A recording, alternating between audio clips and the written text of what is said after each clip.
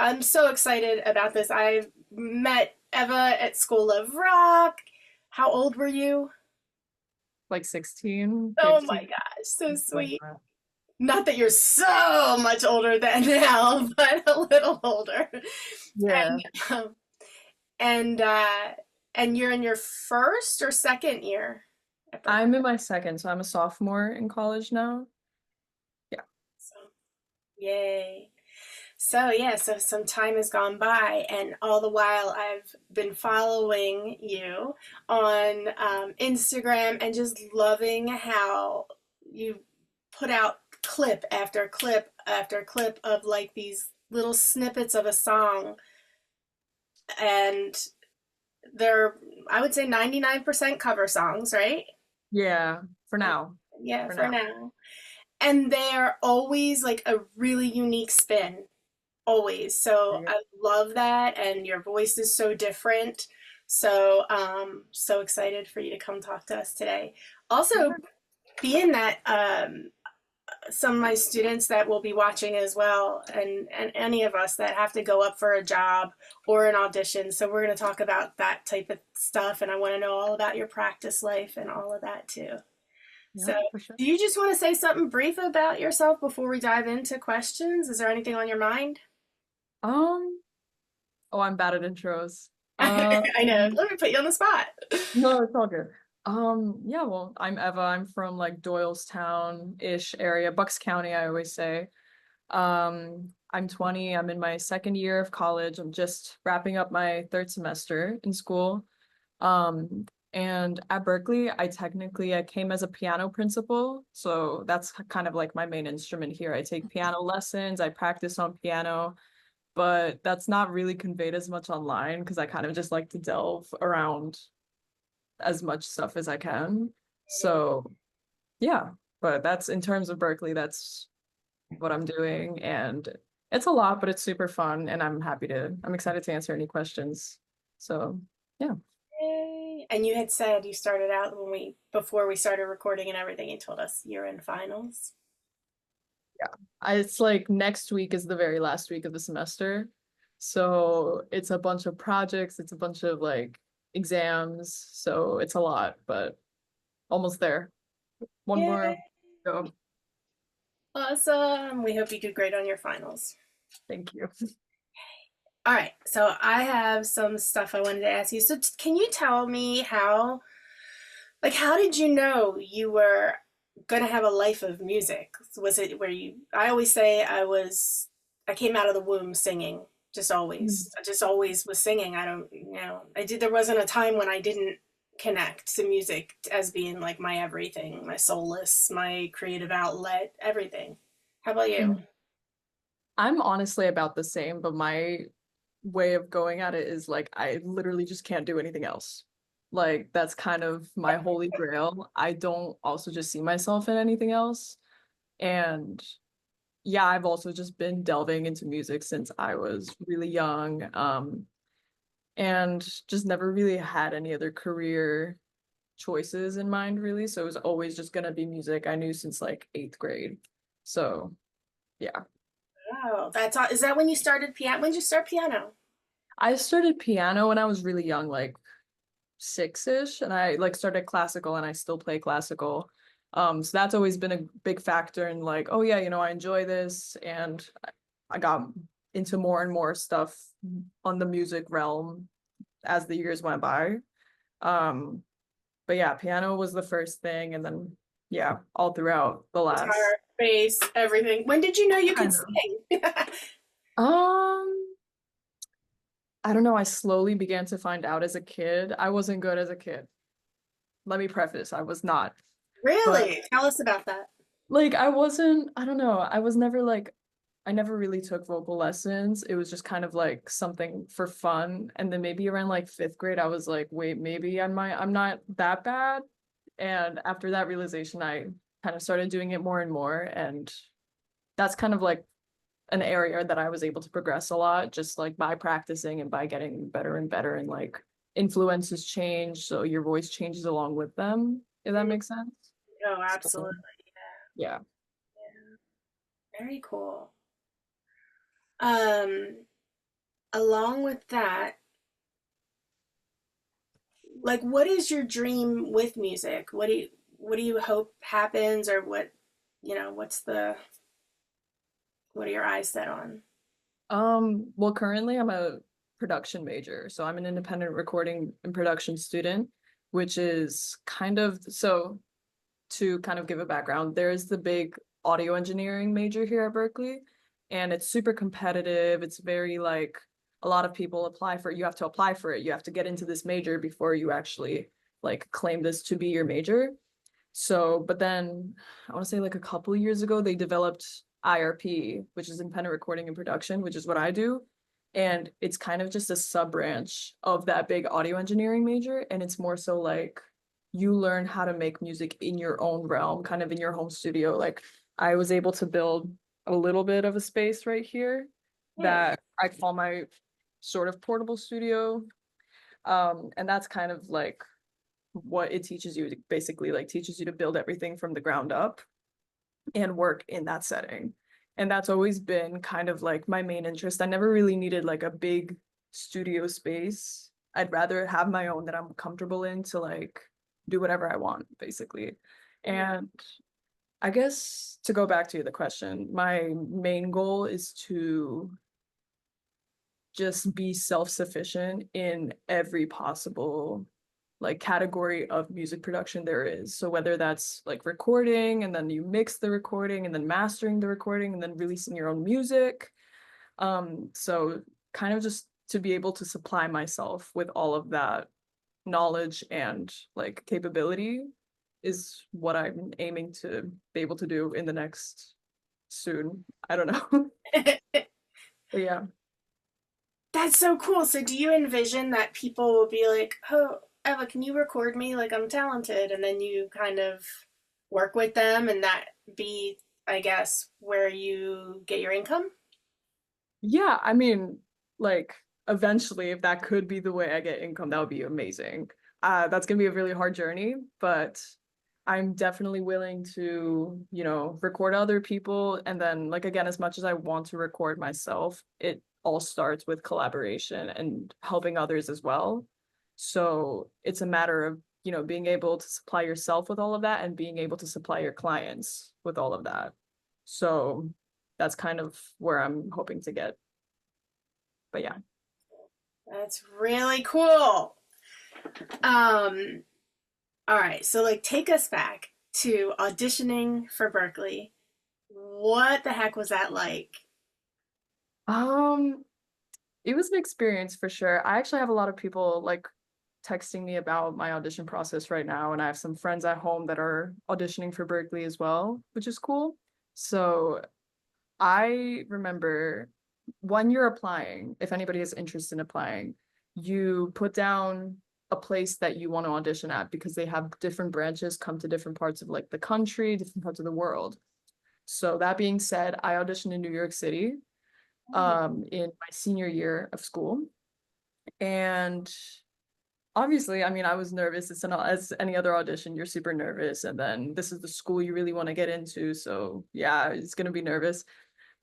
But what I can say is that like the proctors there and the judges and whoever greets you there, one of their main goals is to make you feel as comfortable as possible. Because if you're not comfortable, you're not going to do as well.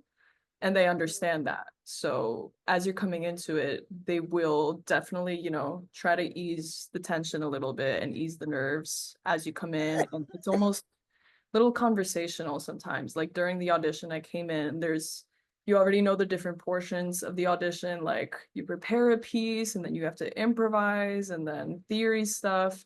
So it's all laid out on the website. You kind of like refresh that before you come in, and then they guide you through it super well. And like I said, it's super conversational, it's super just down to earth. And that's kind of the vibe that they try to put off, is that they want you to succeed. They're not trying to not get you in the school, if that makes sense. So they will do everything they can to make you as comfortable as you can be. But that's kind of the takeaway I had. And it was super interesting for me, especially in New York. If anybody goes to New York to audition, it's in a studio. So it's a bunch of like crazy cool like audio equipment. It's a big piano that I got to play on, and just two judges, and they're super sweet, and they're like complimenting you. And yeah, it's almost just like a little like a conversation. So, and this is not to like take away again from the nervous feeling at all. It is an audition, like overall. So yeah, do come prepared, but don't be like there is not really a lot of reason to be really, really nervous. I don't know if I worded that well, but sort of. Yeah. Yeah. I think you're doing great. You're articulating it great. So there was a you had to improv? Yeah, so there's at least for piano, I'm not sure how it is for vocal, for example, because I didn't really audition on as a singer, but I'm sure this might apply for vocalists as well. There is a portion of the audition that you are to improvise, but it's not just out of the blue improvising. They're not just like, okay, scat, go. It's not like that. There's pages, again, everything's listed out on the website. There's a lot of MP3s, like little songs that they give you as background to improvise over. And they're all like categorized by different genres. So let's say you are like a jazz singer and you want to scat over like a jazz trio playing. They have tracks to practice on for you. And the same thing goes for like for any instrument really. Like let's say if I was a funk guitarist and I came in and I wanted to audition, that way you could jam out over a funk like backing track. And then for me at least, I don't know if this is different for every judge, but they asked me which genre I'm most comfortable to improvise in, and I chose like just like an R&B track because it just felt simplest in the moment. So, like I said, super chill, super down to earth because they want you to succeed. So, yeah, it's kind of just up to you what you do in the moment. That It's makes really, sense. yeah. When you at the end of it, like how did you feel at the end of it? Did you have like an inkling that you were gonna get in, or did they like not like, oh, see you later? Um, I actually don't remember. Like I don't think in the moment they'll be like, "Oh, you're in, like, congrats," like miraculously like that. But it was more so like a moment of reflection for me as to like how I just did. And for me personally, I was pretty sick. Like I came in, I had like sinus stuff, like my nose was running and my eyes were kind of red. Like I was just sick. No. So I was a little nervous that that would affect like the performance. And I came out of it and I was like, that wasn't as bad as it could have been. Like, but I mean, I feel like as musicians, we all think that we could have done better at like no matter what. And at any given moment, we always will think that we could have done better. So that's obviously the inkling that I had, but it wasn't necessarily like, oh my God, I'm not getting in. Like it was so bad, all that. Mm, So I don't know. It was mixed emotions for sure, but it depends for everyone, I think. cool. You make a really good point. You say everything's on the website and you have people reaching out to you. So, Mm. like for them to prepare, did you reach out to someone? Like, was that part of your preparation? A little bit. I didn't necessarily have too many connections at Berklee, but I was able to make a couple, and there was like through my piano teacher's friend's student. I talked to her about it, and she kind of just told me a lot of the same thing, and even just went beyond auditioning and just kind of talked about majors and like curriculum at Berklee and stuff like that. So I had a little bit of connection, and I'm sort of trying to relay that on to, my friends who are interested in auditioning as well. So kind of like I'm doing now. So yeah. Yeah, exactly. And I think that's like if it were me, I would think that would get me feeling like, okay, I can do this. Like just having that like what's it like? I want to be able to visualize myself there in preparation. So I kind of want like the lay of the land and how things go because there's a certain amount of stuff you can get from the audition pages. I haven't looked at Berklee's, but all the musical theater ones and things like that. It's like here's some info, like go figure it out, and then show up and we're gonna look and judge you. And so it can have that. I understand that that's wonderful that they're like conversational with you and like keeping that. So have you been on many auditions, and like did you have your kind of like prior to that and then since, where you, or was that like your first going in front of people? No, I definitely had, auditions in the past, obviously not to this scale. Like, I didn't really have to audition for any other college that I went to solely because it was more like tech based. But when it comes to Berklee, everyone auditions. Like, no matter what, no matter if you want to pursue some sort of performance or some sort of like live aspect, or, something like I do, like production or like more behind the scenes stuff, everyone auditions. Um, but then prior to that, I kind of just auditioned like for stuff around school and like piano recitals, even in School of Rock, like auditioning for house band. Yeah.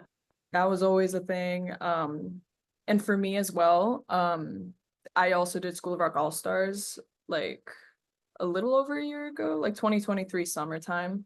And that was kind of just like tiering, like going leveling up and up until you're declared as an all-star if you are. So that was definitely a thing. And yeah, I kind of always just take it with a grain of salt. Like, I don't know if that says anything good or bad about me, but I'm kind of just like, if I don't get in, I don't get in. Like, it depends for a lot of different things. Like, I always am able to find like backups if needed. So, and it's also sort of my way of like not getting, too naive about it. Like, oh yeah, it'll be easy. Like, I'll be fine. I'll get in, whatever. I'd rather just take it with sort of, if I don't get in, I'll try later. If I still don't get in, like maybe it's just not for me. So that's always sort of been my attitude with auditions. Obviously, it depends on like the scale of the audition, but I mean, yeah, so stuff like that, like again, even just throughout like school for choirs or like for piano recitals, I would audition sometimes in the past. Yeah, that's sort of my attitude towards that typically. But That's yeah. cool. I can speak to it from like a job interview perspective because Mhm. I spent a lot of time in the corporate world before I ended up going, you know what? I'm going to do this instead. And it would be where I would look at a position and be like, you know what? That is, I could do that. Or, yeah, I'm ready for a new job. I could do that. It was kind of like that sometimes. But then there were other times where I was like, oh my gosh, this is the one. And then even sometimes you go through layers, like you're saying, like with the All Stars, that you go through layers, and then to not be chosen at the end is like, oh, it's that dagger. But to your point, when when the door doesn't open, it's not your door, is I what I like try to that wording. adopt. Try to Mhm. adopt that. It's hard sometimes, or there's always something to learn. Like, okay, anytime my students come to me about a musical that maybe it didn't work out, they didn't get the role they wanted, I'm like a big proponent of, will they give you feedback? Like, can you ask for feedback? And Yes. even if it's one tip, like, you need to emote more, or don't emote at all, or what are they looking for? No, feedback is definitely a biggie for me. Like, even if I don't get in, I'd like to know why. Right? Like, it's not just like, oh, you didn't get in, you suck. Like, I'd Yeah, rather be like, oh, this was good, but this could be better, and like it just gives you stuff that you could work on. So 100%. Yeah, I love that. Um, I wanted to.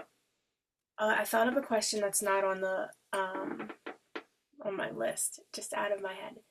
Because you perform a lot, some right?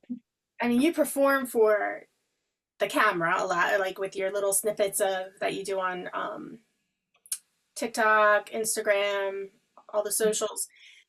However, I've also seen you go live when you have your bands, you're live streaming when you have your band play, like you said, around Bucks County. And how do you have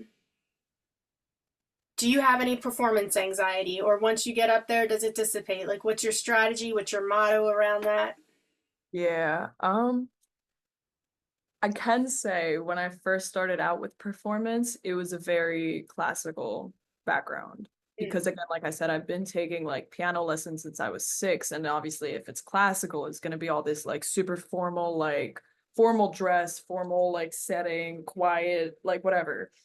And because I started doing that at like a young age, maybe like actual performances, not at like my piano teacher's house, like at a venue, like 7 to 8 years old. And I remember at first I was definitely nervous. I was super nervous. I'd be in the car, I'd be like shaking. I was like, I can't do this. I'm gonna mess up.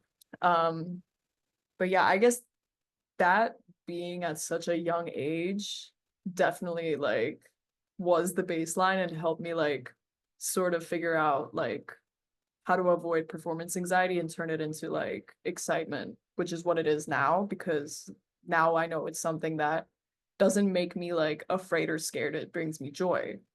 So yeah, to be able to evolve from that was just a super cool thing. And then with School of Rock, I always, always, always credit School of Rock for being um the main like contributor to like getting rid of performance anxiety because it's performance based, right? And yeah, that's like one of the biggest credits I could give it.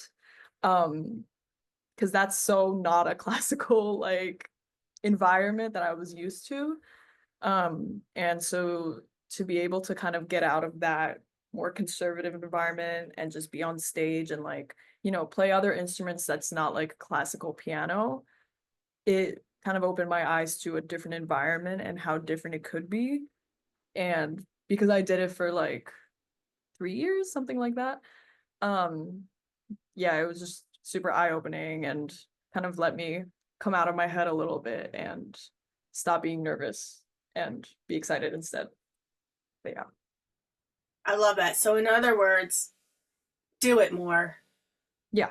equals Sure. you can actually get into that, tapping into this is what I love.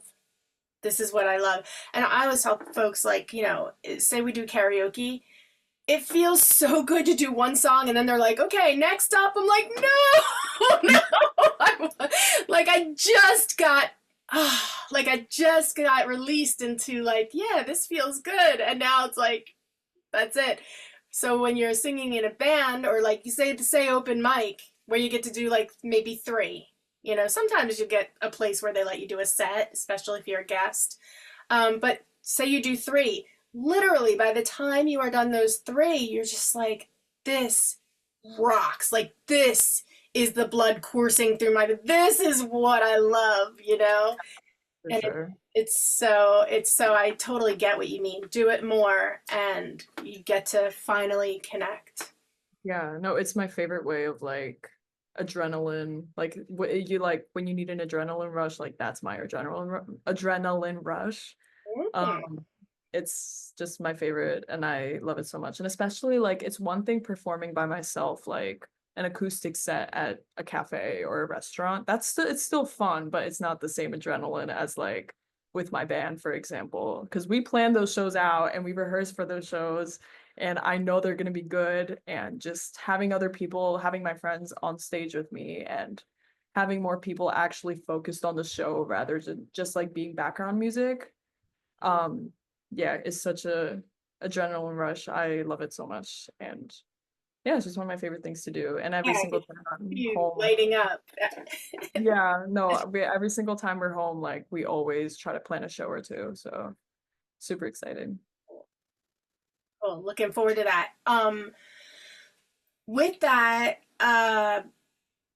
how is that different from sitting in front of the camera and going, okay, now I'm going to play a piece? And do you have to hit record like 100 times, or are you to the point now where you're like, oh, I'm just going to love and accept that recording the way it is? And No, I definitely do a lot of re-recordings, especially for those like more intimate, like just videos if I'm like in my room.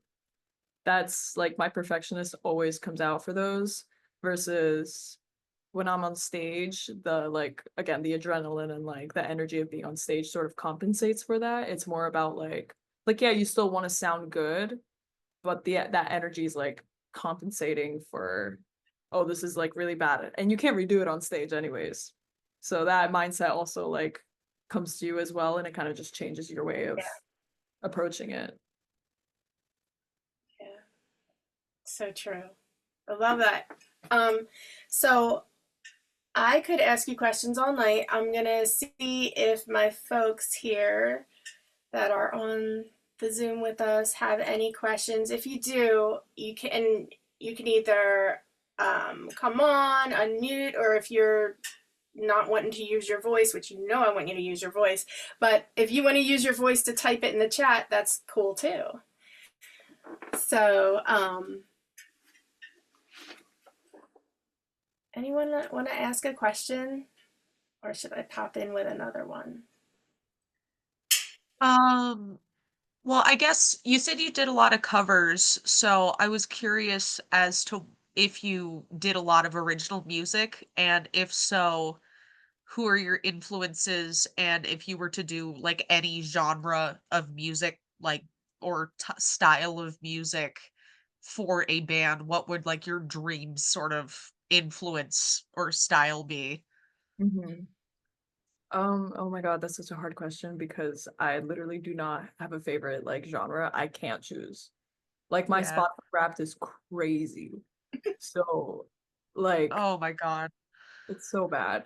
But yeah, I do write music. I haven't still gotten down to like fully recording it. That's something that that's one of my like future goals or near future goals that I want to attain in the next like I don't know, several months. But I do have music that I write as well. And yeah, I just haven't gotten around to performing it. But or well, at least performing it while it's released and being able to promote it in that sense. Yeah. But I don't even know what genre I would put on it because I listen to just so much stuff. Like it could be like an indie folk song, and then it could be uh like an indie something like poppy jazz, like a soul type thing. Like I have no idea. I couldn't tell you. Um yeah, I don't know. I wish I knew, but I guess that's up to people's interpretation of when they eventually hear it. That makes sense. Cool. It's a Yeah. good question. I'll ask another one until someone else has one. Your riffs and runs are so unique. Like when you do your vocal stuff, and leading up to this, I've shown a particular video to like almost all my students that I knew were interested in tonight, coming to hear you tonight. And it's the one where you do crazy. Do you think I'm crazy? Those runs are crazy. Speaking of crazy, and you choose very different notes. Where does that come from? Is that from your classical upbringing? What's going on with that? I don't know. They just come to my head sometimes. It's very much like I feel like those videos are super improvised. Like I don't really like to script them because I feel like that almost feels a little more ingenuine to me. Like I feel like if I just sit down and say, okay, this like we're live, we're going, and do just whatever feels right, and then that's the like basis. And then like I said, I do a lot of re-recordings, but keep that basis in mind. So sometimes I surprise myself with some weird run that was like, oh, okay, that worked, I guess. And kind of just reuse it and like memorize it in my head. Um, but yeah, a lot of it, I mean, also I think like theoretically a lot. Um, like I don't know if you touch on like, pentatonic scales and like sort of chromatic stuff in your lessons at all, a little, yeah. But I kind of have that in the back of my head as well, just like what sort of like scales would fit best to like the key I'm singing in or like the song itself. Um, and I don't know, it gets to a point where it's like intuitive a little bit. Mm. And I don't know, whatever works, works. And if I like it, I do it again. That's sort of how I go at it. Very cool. Thank you for answering that. Um, anyone else? I think I have one more and then I want to hear you. See what you feel like playing for us tonight. Yeah. Do you want to get down to playing right now? I'll ask you one more. Okay. And then we'll get down to playing. Okay. Sure. One more is, do you have a philosophy? Like a life philosophy or anything like that's Um, been on your mind lately? I'm kind of like a real spiritual junkie, but not, religious and not, I kind of just love philosophy and psychology and kind of like what drives you and gives you purpose and all that cool stuff. Anything, I know I'm really putting you on the spot, but what do you have a philosophy or even a motto? I definitely had one at some point, but I cannot think of it right now.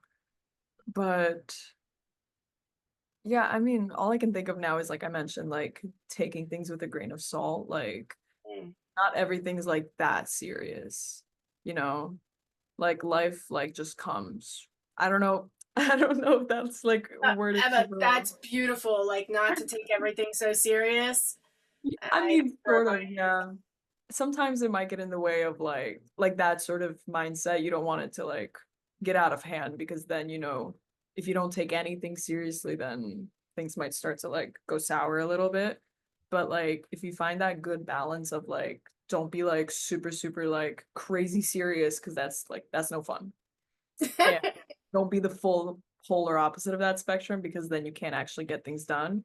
And I don't know, especially with schoolwork and balancing out like stuff I do want to do, that's been sort of hard. And I've been getting more to that side of like, I have to take things a little more seriously because I'm in college now. I have to like career stuff and everything. So it's about, I guess, finding that balance for me of like, don't take things too seriously, but don't like throw them away at the same time. But yeah. Yeah. Thank you. Yeah. You're awesome. Anyone else before we dive in? I'm so excited to hear you play and see what you come up with for us. All right. I didn't really prepare like a set list per se, but I guess what like I remember one of the students asked one of my influences. Um, One of my biggest influences is definitely a man called John Bellion. He is one of my favorites ever. He is kind of just what I want to achieve as like a career goal, like songwriter, um, producer, instrumentalist, like everything you possibly need, rapper, producing for other artists, ghostwriting, like everything possible he's able to do. And he's been my inspiration since like 8th grade. So I'm gonna sing one of my favorite songs by him called Guillotine and sort of like my take on it. Okay, here we go.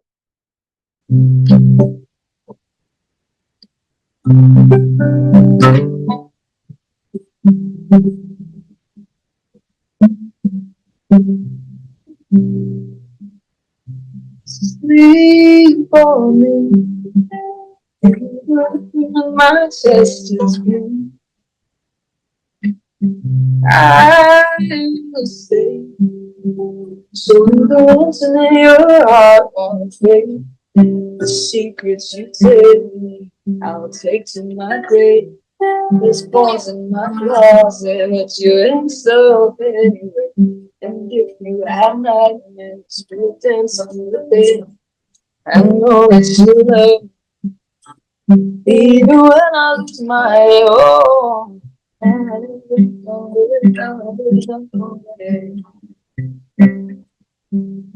when I lose my head.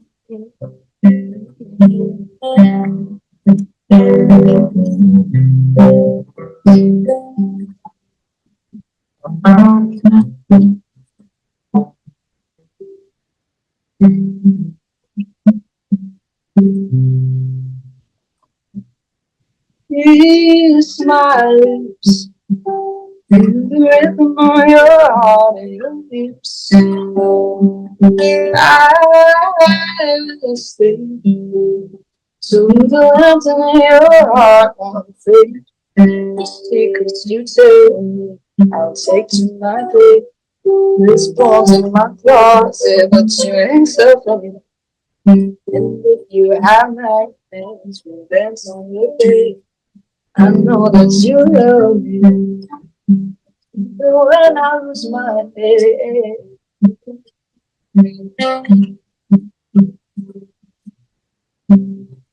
even when I lose my head, oh,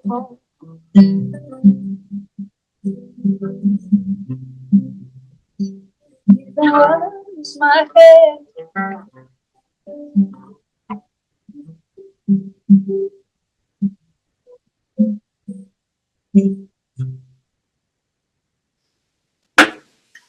I can play an original. So I have this original song I wrote, not released, unfortunately, but hopefully soon.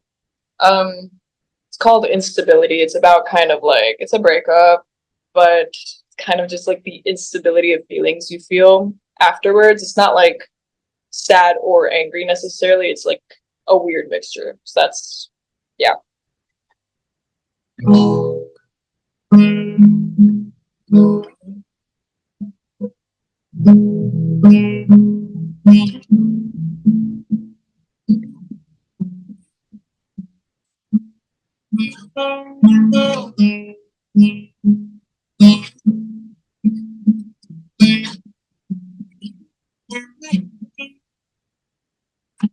Driving home my best friend boyfriend's car, hoping to get ever so far away from you. Oh, from you. You look so happy on the crowded stage. You smile while laughing, shining as gold says, oh, you, oh, you. Sometimes it's better now to know. I hope you read just why you were so.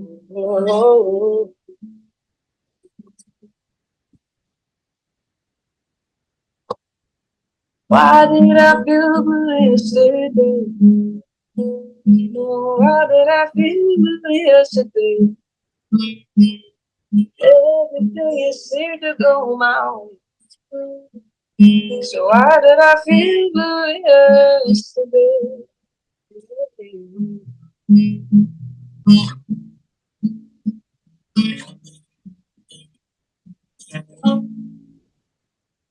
Not the person I saw in my head. You admitted yourself that you played pretend. Oh, oh, you. And I feel so sorry on your own behalf that you somehow butchered your first love's fast. How stupid of you. Oh, why did I feel yesterday? Oh, why did I feel blue yesterday? Oh, even though I got you out my way, why did I feel blue yesterday?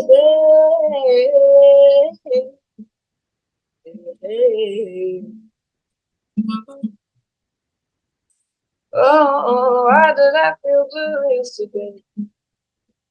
Oh, why did I feel blue yesterday? Even as you miles and miles away, I still feel blue yesterday.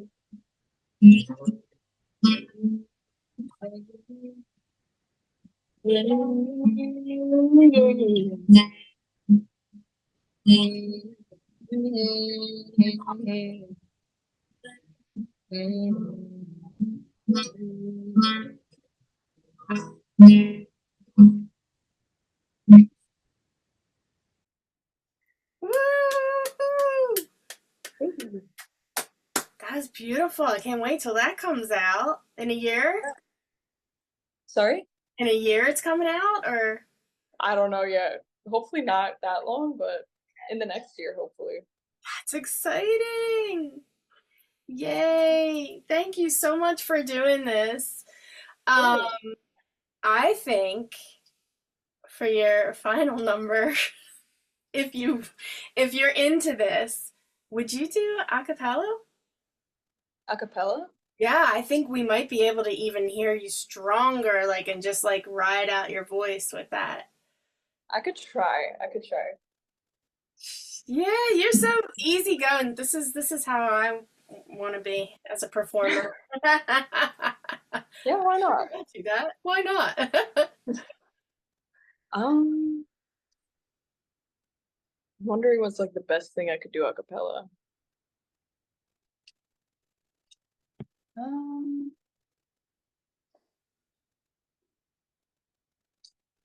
oh, I don't know. Do you have any like requests from what you like the most of what I Oh, posted? like I said, that crazy song was crazy. I love that. I love when you did. Oh my gosh, when you did. And I don't know how to say his name. Hosier.